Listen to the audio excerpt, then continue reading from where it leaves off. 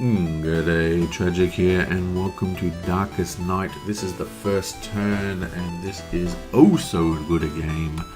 Hopefully it's going to come out how much I love this game while playing it, because this game has just got down what it is about rolling dice that makes rolling dice fun. It's all about risk versus reward versus understanding what you're rolling for. It really has a good understanding of the way I relate to dice, which makes it just so much fun for me. And if I get a bit carried away and like scream at the screen or something, please don't take offense, because I can get pretty excited. Anyway, so we haven't quite finished the setup. There was a little bit of weirdness in the setup. When I play in real life, I often play with all the characters no matter what, but sometimes I play with only parts of the expansion, because some of the expansions had some more complicated things. I wanted this to be a very smooth playthrough, probably the first of a few. And what happens with this mod, because it's so scripted, is when you actually add expansion characters, like say the Exorcist or the Wayfarer or whatever, it'll add the expansion that it came with. So we actually are running some expansion tokens. It's not going to make a huge difference. We're just going to soldier on. So first thing we need to do is, not an event, is draw the map tile. And that's because we haven't finished setup. The last part of setup I wanted to do in this video, which is you flip it over and you populate the map with monsters in every region. So we get Omen in the mountain and a Decay in the castle. I'm pretty sure Decay is one of the expansion items. We have a Webs in the village and a Shade in the swamp. Webs in the village and Shades in the swamp. And we also have Spectres in the ruins.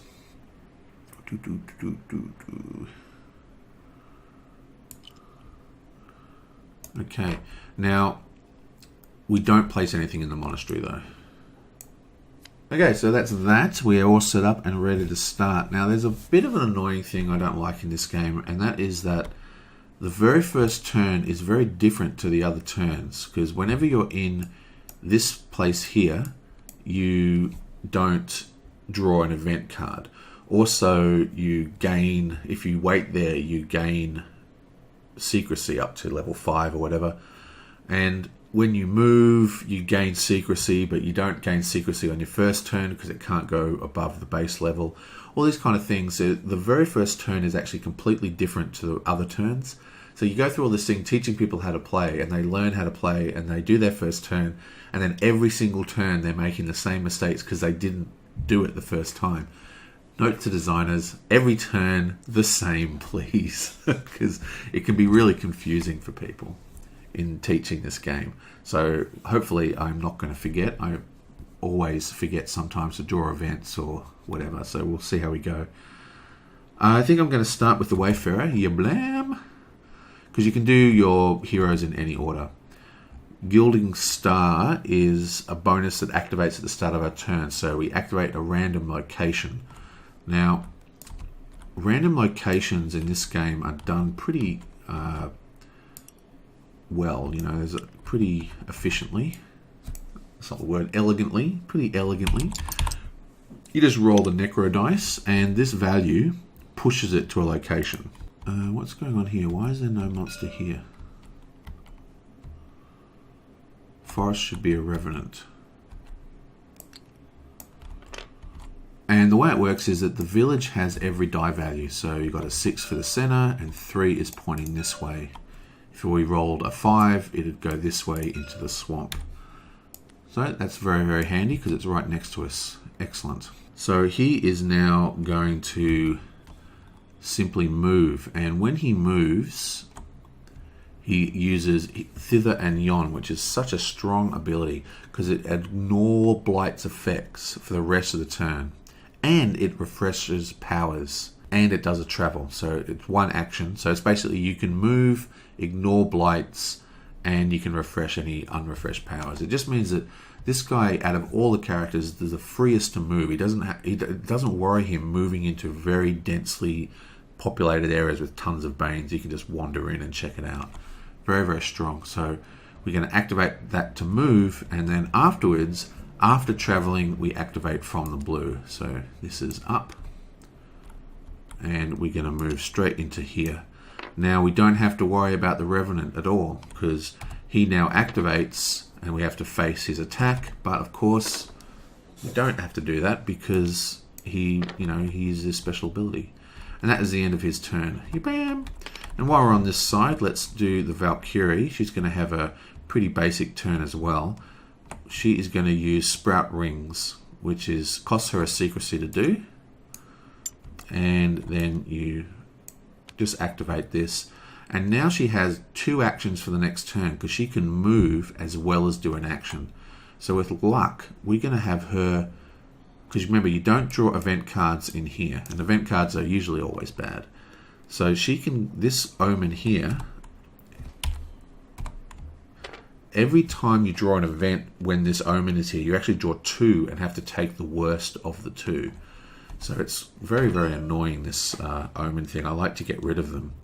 It's 6 to kill though, which is quite heavy. But she'll have a good chance of, well, she's got a 1 in 6 chance, but, well, she's got like a 2 in 6 chance, but it's still a pretty interesting way of attacking Omens, because she can activate Sprout Wings this turn, and that's her turn, so she can't move. So next turn she's still going to be in the monastery, so she's not going to draw an event card.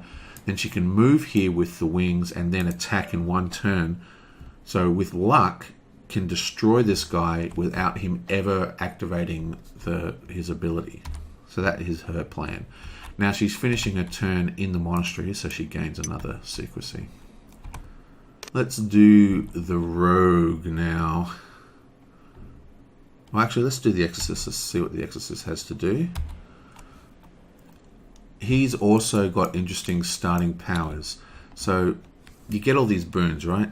And every single boon has the same text. At the start of your turn, make a single roll of 2 die. So naturally you think, oh, I'm going to roll tons of dice. No, it's just weirdly worded. What it's saying is that you just roll 2 die for every boon you have. So we've got 2 boons. So if we had 5 boons, we'd still only roll 2 dice. Each of the boons activate on a different number. See, this one activates on a 5, and this one activates on a 4. So by rolling 2 dice, you then activate every boon you have that activates off those numbers. So what we want is a 5 and a 4. Well, we got a 5 at least. Bam. Courageous boon. Deactivate at the start of your turn for +1 on dice rolls. Nice. Okay. So, +1 on dice rolls. I think he is also going to go to the mountains. Yeah, so he's going to go to the mountains as well. Now, the Omen is a Bane, but it doesn't have a trigger. It basically just affects the events. So he doesn't have to do anything for the rest of his turn. And finally, we have the Rogue. The Rogue is going to come down here into the forest. Now, he has to face the Bane. So let's flip over the Bane. And there's 2 values here, right? You've got the shield value and sort of like that weird eye. That's like perception, I guess you'd call it. So you can either evade the monster by rolling versus the perception, or you can defend rolling against the shield. Now, if you beat the shield value, you don't kill it, okay? You can only kill by using an action to physically attack. We are now going to evade this guy, and we're going to use Vanish. Now, remember, when you move, every time you move, you gain a secrecy up to 5, okay? So that's another thing that's confusing, because you don't do it in the first turn. I've got to kick. So if you're wondering why the secrecy is not moving. But basically, we're going to use Vanish now, which is 2 dice, and we are trying to beat a value of 4. Okay. Bam. Okay, so we get a 4. That means we have evaded. So nothing bad happens. And that is the end of the first round. And now we're going to do the Necromancer's turn. His turn is very, very simple. We just roll this sucker. Boom. Okay, so what we're doing with this roll is this is sort of his perception of the world as he looks out and tries to hunt us all down. You compare this value to the secrecy value. So for example, this guy's secrecy is 6. So he can never be found. He's invisible. This dude's secrecy over here is 5. So if this was a 6, he would always walk towards that hero. You know, if it's bigger. But because it's 2, he can't find them. So he kind of just wanders around. And to wander around, you follow the dice marks on the map. So a 2 sends him to the swamp, which is good. That's away from us. That means we draw a map tile and we look at the swamp value, and he puts a corruption down, which is a nasty one. It's up here. And that is pretty much the whole game. We also increase the doom track. Okay, and that is turn 1 of Darkest Night. We're going to try and do 2, maybe 3 turns in a single video. So let's keep going. Now that we are in the second day, it's a little bit harder. We have to start drawing these annoying events. So I think just to get the ball rolling, we're going to start with the Valkyrie and try and do her sneaky plan that we fixed up for her. So for starters, she does not draw an event because she is in the cathedral. And then we're going to deactivate Sprout Wings to get the free action move. Yonk. And then we're going to risk and try and roll versus the Omen. We only get 2 dice because of Skewer. And we're looking for a 6. Come on, 6. Oh! Yes. Brilliant. Brilliant. Brilliant. Well done. And that's the end of her turn. There is no whatever's there. She does get to raise her, you know, secrecy for moving, but she can't go above 5. You can only go travel. See the travel action, move, gain 1 secrecy up to 5. So the game encourages you to move and not stay in one place and farm material. Now let's do... what are we going to do now? So the Wayfarer... Okay, he's going to do this from the blue. First he has to draw an event card. Let's not forget that. Ooh, Twist of Fate. So he's got to roll 1 die. Come on, we want a high number, please. 1. Terrible. So -1 on all rolls for the rest of this turn. So he is going to actually try and fight the Revenant. So he needs a 5. We're looking at the green values at the bottom for attacking. So we need to roll to kill for 5. So we're going to be using... We always get 1 dice, even if it's negative. And then we're actually going to activate for the blue to get +2 dice. So that gives us 3 dice. But of course we are -1 because of Twist of Fate. So we're looking for a 5 or better. Come on! Oh, look at that. A 5. Absolutely fantastic. And that is another big win. 2 excellent rolls right off the start. And now it's the end of the turn, but there's nothing in there, so that's him done. Let's go straight to our rogue now, who will firstly draw a event. Yep, that's an event. And he has Sloppy Search. He gets to roll 1 dice. We want a high number again, I think. Oh, 6! Wow. Gain a secrecy, but he's already at max secrecy. Wow, we are rolling on fire.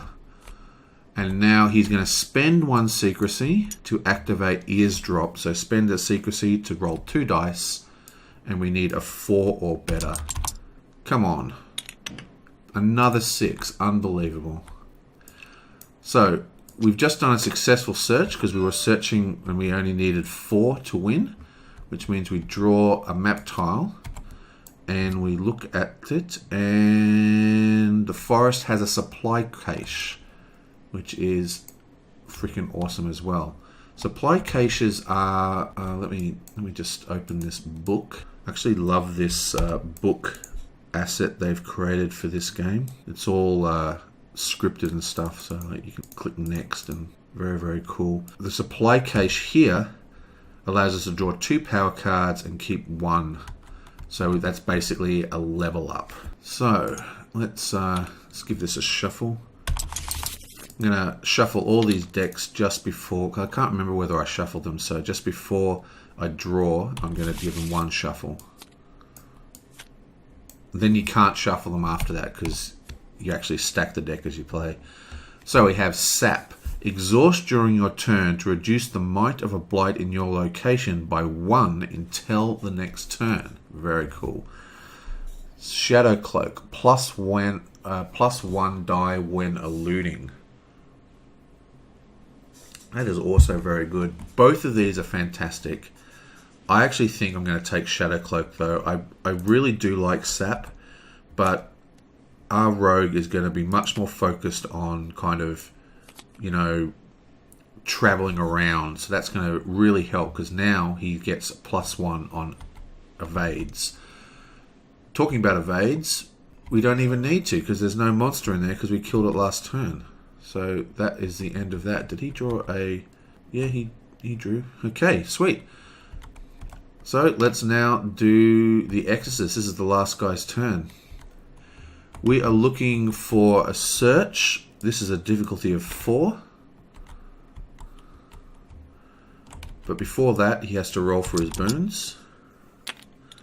He gets a 5. We're looking for a 4, unfortunately, so that's nothing.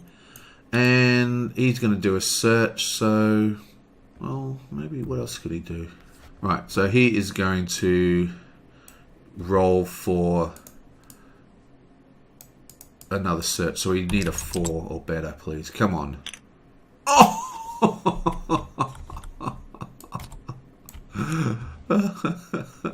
Where is he? He's in the mountains. He gets his first key.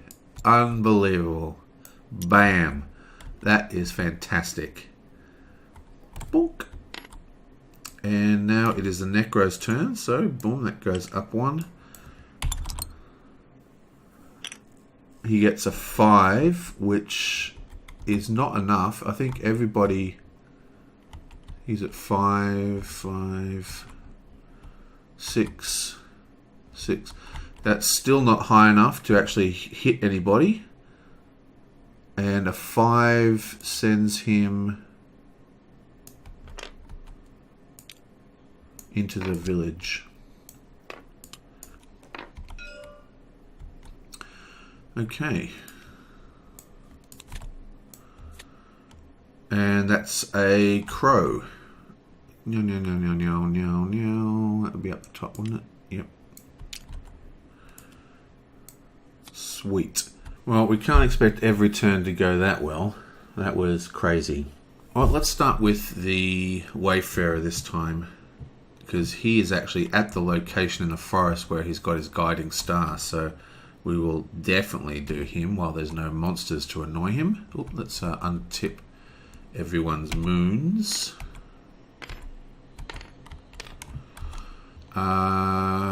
None of that matters. So he's doing a search. First he has to draw an event card, obviously. Altar. Roll 1 die. Okay. Blam. You get a 4. Pure Altar. You may spend a secrecy to gain grace. I don't think we're going to do that. It says may. So...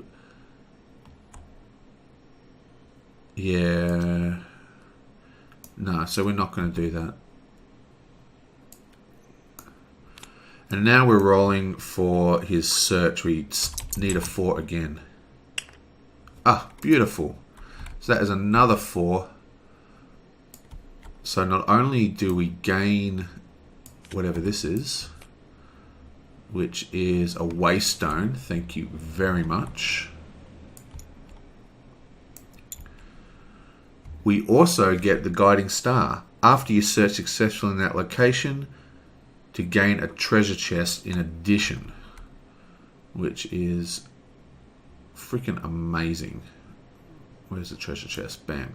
Now the treasure chest, discard at any time to draw a new power card. So he can level up extremely fast, and the good thing about the treasure chest is that you can actually trade it to other players, which is freaking awesome. So he can actually level up our whole party.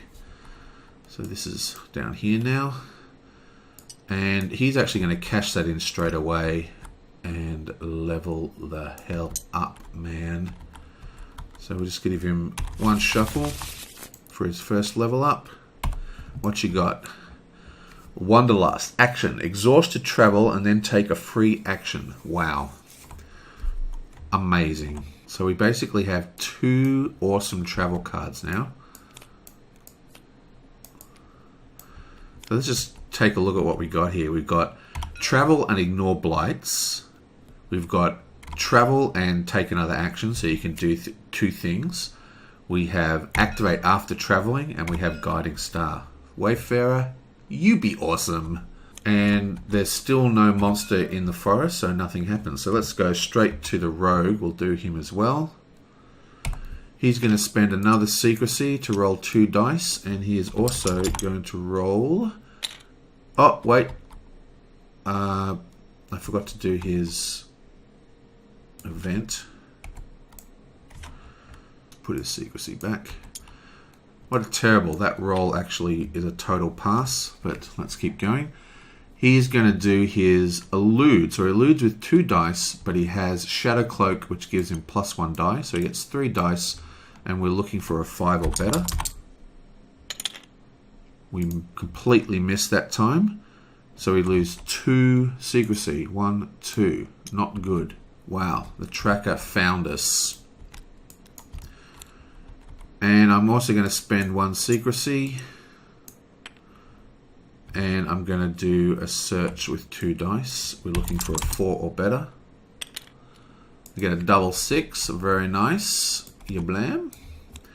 We're in the forest. We get a tome. Nice. Where's the tomes? Here we are. Bam. Found it.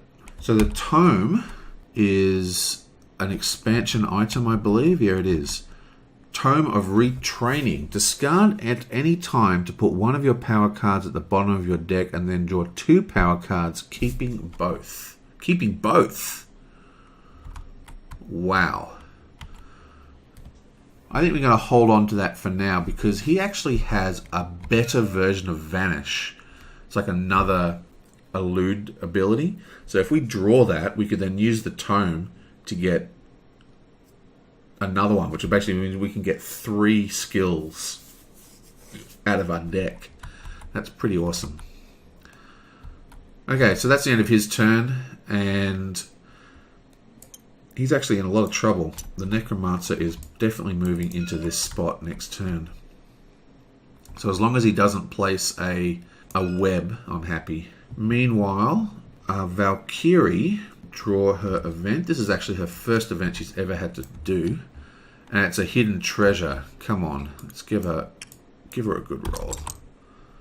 Blam, 4, which comes out as gain a vanishing dust. Excellent. So it basically makes any evasion roll into an automatic success, vanishing dust. So it's just kind of very, very handy. And now, I really want to give her another, activate her flight again, because that's very, very handy, especially because this guy's about to move. But I kind of want her to do a search while she has the opportunity. So we're going to search. We're looking for a 4 or better.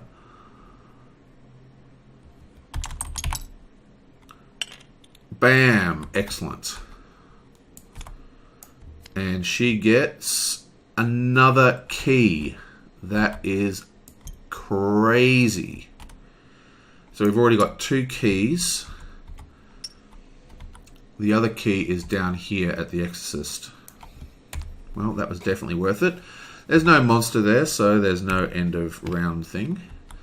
And finally we have the Exorcist, who's also in this location. So he's also going to do a search. First he's going to activate his boons. He rolls a 4 this time, so he gets to activate this one as well. So both his boons are activated. And then he's going to roll... Oh, then he needs an event card. Ooh. A 4 or a 4. Fail fight, get a wound. Fail to lose a secrecy. So I think he's going to go... His grace is actually pretty low to begin with.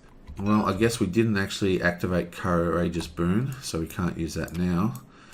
So I guess we get to roll 2 dice versus 4. We need a 4 or better. Come on, what you got for us? Beautiful. We beat him. Go away, devil dog. And now we're doing a search. We want a 4 or better. And we get another 6. Wow, we are rolling crazy good. And supply cache. Excellent. So he also levels up. What you got for us? Mysterious Boon. Deactivate during your turn to let one hero at your location gain 1 secrecy. Can he use that on himself? I guess he can. After rolling a 6 during a fight roll to defend against a blight, exhaust to destroy that blight. Excellent. We're definitely taking that one. I do like the secrecy one as well. That's the problem with this, well, not really the problem, but that is something with this game, is that every skill is awesome. They're all good. Wow. And we are ready to rumble. So that goes straight into the 3rd. And this is probably going to head to the forest, unless he rolls a 2. No, he rolls a 3. Which is actually really good, because this roll needs to beat secrecy. So even though the rogue is at 3, this actually will not find him.